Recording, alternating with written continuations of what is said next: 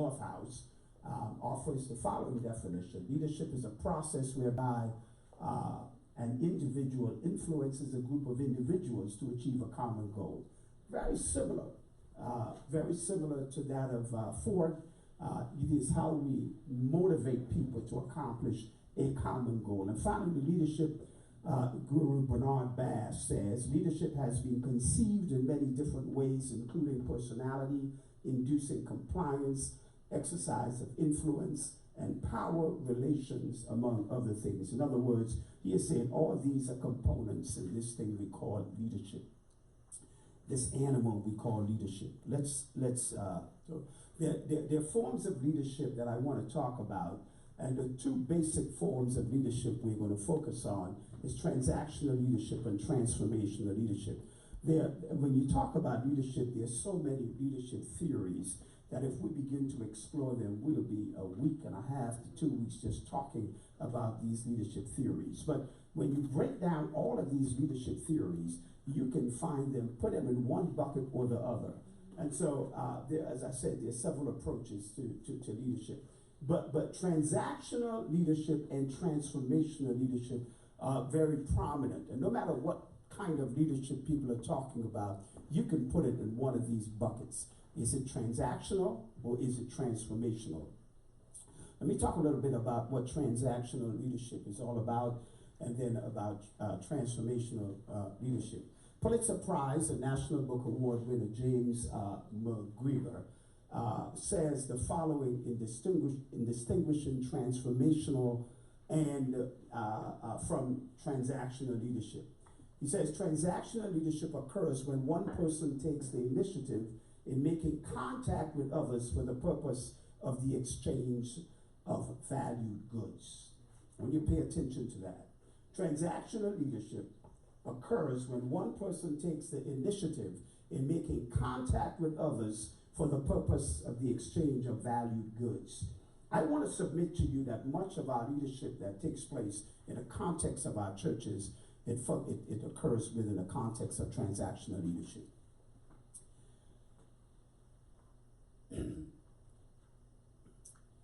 If a member gets unhappy with me today because I don't do what that member wants to do, that member could go around the corner and join another church. And as long as that person enters into a transaction to keep them there, in other words, we hand out all kinds of titles to people to hold them in church, because we know that titles is a valued commodity in the Baptist church, in the black church. It's a valued commodity. If I make you president, if I call you deacon, if I ordain you, call you an associate minister, any of these things can guarantee that you are going to be by my side. You're going to stay here. You're going to be with me. And so what happens today is that you find we are able to make all kinds of people offers and give them positions where, from a biblical standpoint, may not qualify for those positions, but it's a transaction we enter into. As long as you stay with me and support me financially and otherwise, I'm going to give you a title. We see that all the time. It's transactional. It's transactional. And so we run so many of our organizations, that type of transactional leadership. Okay? We're going to talk a little bit more about that.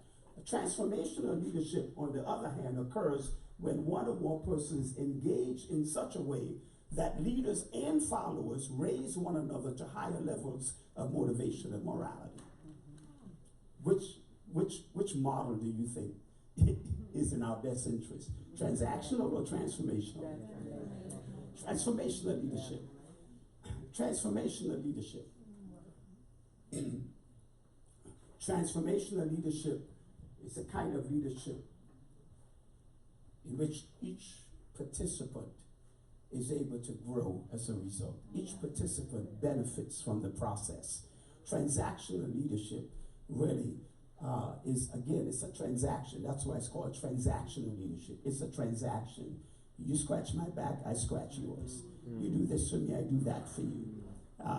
What are you going to give me in the process? What am I getting in the process? I'm going to follow you, but what you're going to give to me. I'm going to support you, but what am I getting? And so it's that kind of a transaction. We both get something in the process. Are y'all with me? Yeah. I need you to get this because this is going to be the foundation for what we do tomorrow night. Tomorrow night, it's going to be a preaching event, but it's going to be talking about leadership from the scriptures. All right? Praise God. Mark McCloskey, he was one of my professors, and Jim Lausmer, writing from a Christian perspective, offers the following 5 marks that characterize transformational leadership. 1, it functions as effective agents of personal and corporate change. In transformational leadership, change is always the focus, and we're working together in order to be transformed or to transform the organization. We're working together to constantly improve ourselves. Not only the organization, but the persons that comprise the organization. 2, are themselves caught up in the transformational process, the leaders and those who are part of that arrangement. All people are caught up themselves in the transformational process. It serves the best and the highest interests of others. If I'm a transformational leader, you better bet that the people that I'm leading are going to be, will be my main interest. It's not about me, it's not what I can get out of this, but how am I lifting people? How am I motivating them? How am I moving them forward? 4, it creates and sustains healthy organizations and communities by imparting hope and foregoing mutual partnership. And 5, prepare the next generation of leaders. Number 5 is one of the things that we in the Black church, we are failing at miserably. We are not preparing the next generation of leaders. As a matter of fact, we are losing that generation. I had a call just before I came here from a gentleman that I hadn't seen for a long time, and he's asking me to meet. He wants me to meet with his son, and he said his son has now begun to embrace atheistic positions, and he wants me to have a conversation. And I said to him, that's the problem. We don't expose our children to church and to instruction.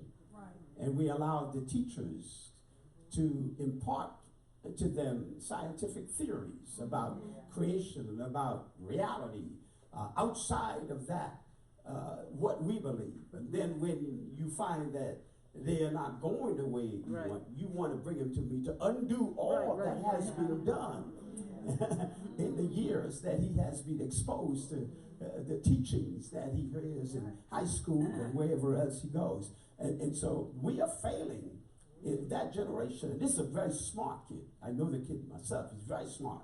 And that's why the parent wants me to talk to the kid. And I want to say, I don't have a magic wand. I don't have a magic wand. I can't change this kid with one conversation.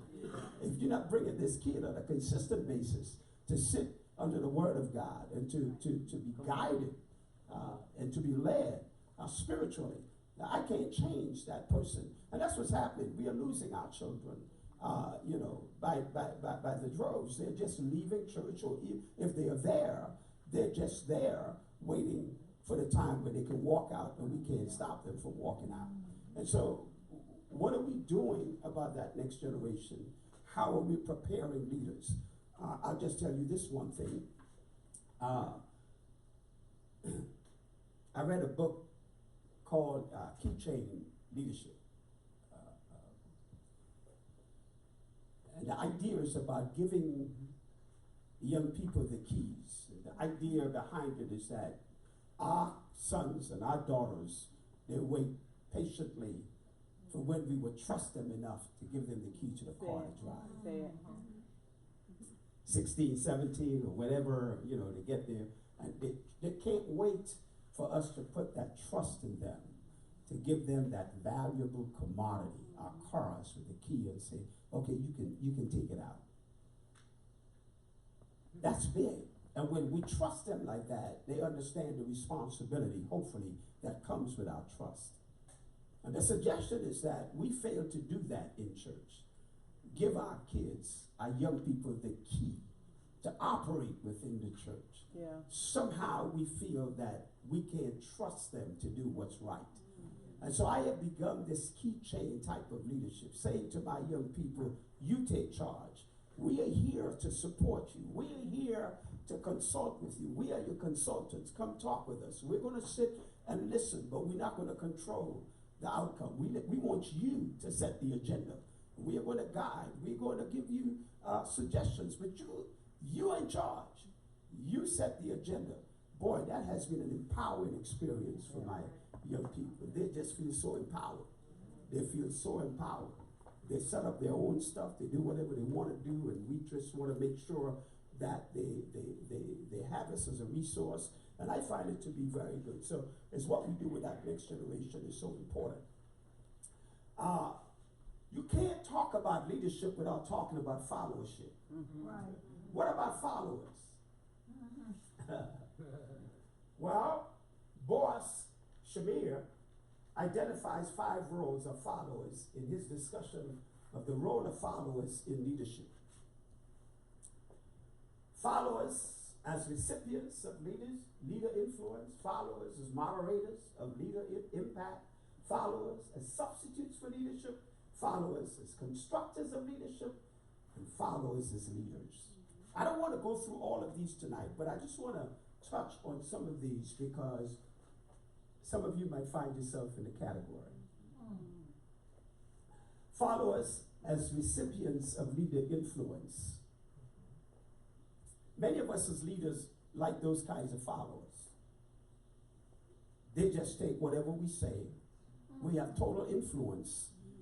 And so as we exert our influence, they just accept everything without giving any kind of pushback, without having engaging leadership in order to produce the kind of transformational experience. We like the yes man kind of thing. Okay.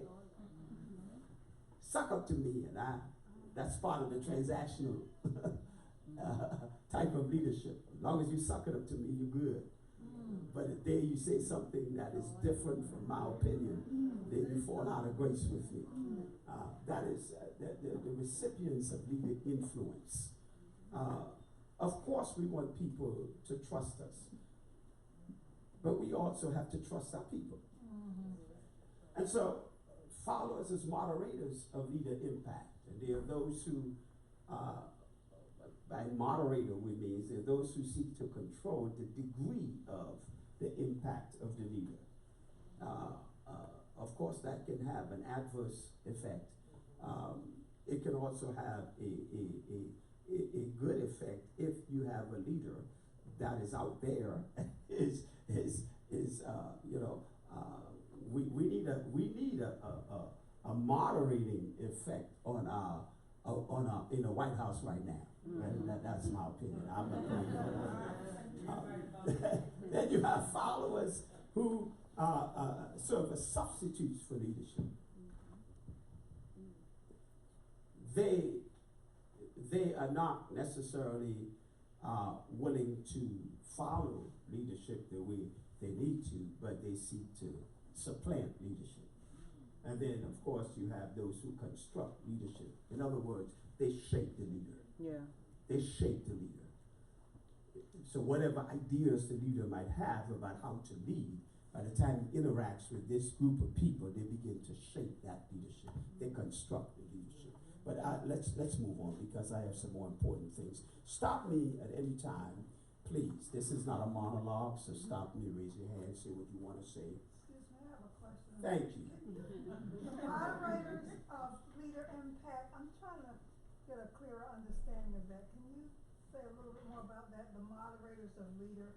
Well, they tend to shape or they tend to control the degree of impact and how that impact might be felt and influenced. All right, thank you.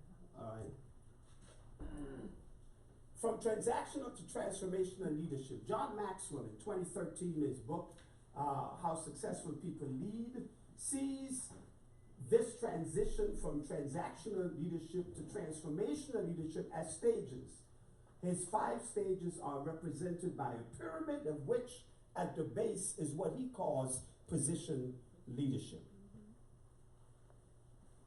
I know you can't see that writing, so I'm going to read it to you. At the bottom of that 5-stage leadership pinnacle, or the pinnacle of that is pinnacle leadership. At the bottom, at the base of that is position leadership. So he has five stages, or five types of leadership. Not necessarily stages. It's not stages, but 5 types of leadership: position leadership, permission leadership, production leadership, people development leadership, and pinnacle leadership. Let me explain. Position leadership is that people follow you because they have to.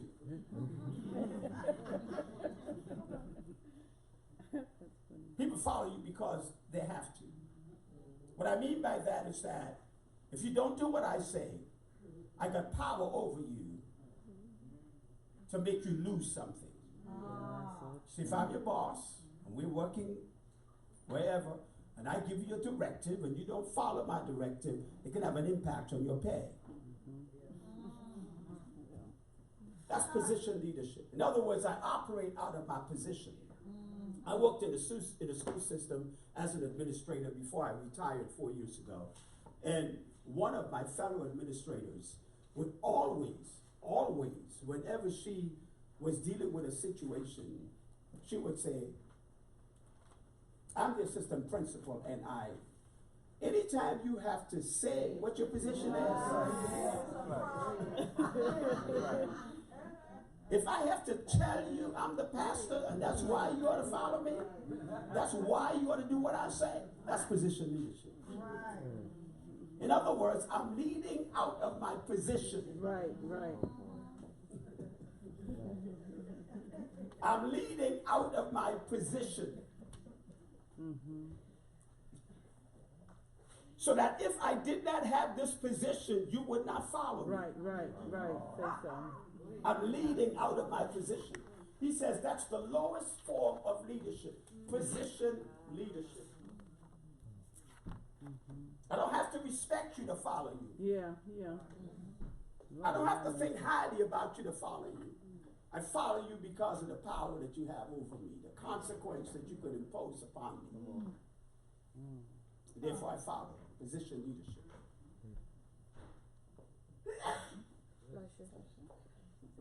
Position leadership can get you so far and no further. Wow. Position leadership really should not be able to work in a volunteer organization such as the church. But it does. Yeah. Because so many of us want a position, or we want certain things that we enter into the transaction. Yeah. And therefore we follow based on the one who has that power to deny us what we want. Am I making sense to you? Then he says permission leadership. People follow you because they want to. People follow you because they want to. No, you don't have anything you can hold over my head. You can't impose a consequence on me. I follow you because I want to. Then he says people in production leadership, people follow because of what you have done for the organization. They follow because of what you've done for the organization. So they look at you and they say, you know what? This guy came here and he turned things around. I'm going to follow him. He has produced. He has done something. She has done something. She has produced. I am going to follow her because of what she has done. Production leadership. He goes on to talk about people development leadership. People follow you because of what you have done for them. What you have done for them. So as your pastor, I've come, I led your son to Jesus Christ when you were in the hospital, you were sick, I was there, I did this, I did that. People follow you because of what you have done for them.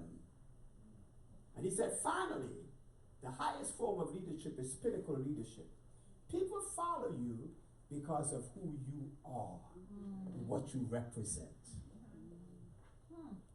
All of us who are leaders should aspire to pinnacle leadership. People follow you because of who you are and what you represent. They look at you and say, I can follow that person because of what she represents, because of her values, because of who she is, because of the integrity, Yeah, yeah. because of those things. I will follow. Because of who you are, because of what you represent. We need more of those leaders in church. Don't you agree? Amen. Talk to me. Don't you agree? Yeah. We need more of those kinds of leaders in church. They follow you because of who you are and what you represent. To me, we're starting to talk about transformational leadership. All right? Let's go on. Move. Let me look at the time. All right, gotta move. I want you to think for a moment. I want to give you about 10 minutes, maybe at your tables. I will say in two groups, but right at your tables. I'm going to go through some things here, and I want you to just think about it. What do you think are the advantages and disadvantages of position leadership? I need you to discuss it with your table mates, okay? So I want you to consider question number one. I want you also to consider what percentage of the leadership in your organization would you say operate from position leadership? What percentage? Think about all the leaders in your church. Sunday school leader, men's leader. What percentage of your leaders do you think operate out of position leadership? You do that because I say so. I am the president.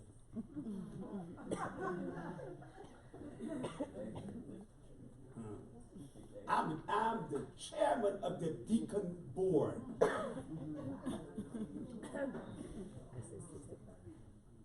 People, what percentage of the leadership of your church operates out of position leadership? 50%? 10%? 10 out of every 100 leaders? Well, you probably don't have 100 leaders, but 10%? 1 out of every 10 leaders? 50%, 5 out of every 10 leaders? 75%? Tell me what percentage. I want y'all to discuss it at your table. Because wait a minute, let me finish, let me go through it, then we're going to start a discussion, okay? All right. On what level would you say the majority of the leaders in your church operate? On what level? I'm gonna put it back up. I'm gonna put it back up, the pyramid, so you can see the levels. And I want you to tell me on what level do you think the majority of the leaders in your church operate? All right? So create two groups. I didn't know how many people would be here, and you're separated across tables, so we're going to do that. I want each table to have a recorder. I want you to record the conversation, what conclusions you reach, because you're going to report back to us. Already started. All right? When I say record, I don't necessarily mean Right. I mean, right now. somebody's Oh, doctor. He was like, look, I can I mean, somebody's doctor. All right. And we're going to take about 10 minutes. Right, to do that. We're gonna take 10 minutes right now. I want you to think about that. Now I want you to report back. Everybody understand what you're doing? You understand what you're doing? Anybody who doesn't understand what you're doing? You said 10 minutes? All right, so there are three things I asked you to do. What do you think are the advantages and disadvantages of position leadership? Are there any advantages to that? Right? What percentage of the leadership in your organization would you say operate from position leadership? On what level would you say the majority of the leaders in your church operate? Right? And I'm gonna go back so we can get back to the Pyramid. where's my get back to the slide. Oh, just like that. There you go. All right. And don't forget, if you want to write it down, we have position leadership, commission leadership, production leadership, people development leadership, and clinical leadership. The highest form of leadership is Pinnacle leadership. People follow because of who you are and what you represent. Below that is people development leadership. People follow because of what you have done for them. Production leadership, because people follow because of what you have done for the organization. Permission leadership, people follow you because they want you. Position leadership, people follow you because they have to.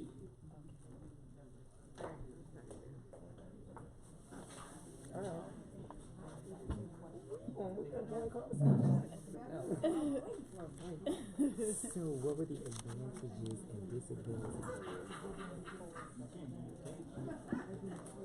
I'll say disadvantage is definitely. Maybe I'll use All right. Thank you. Oh, you want me to write tomorrow too?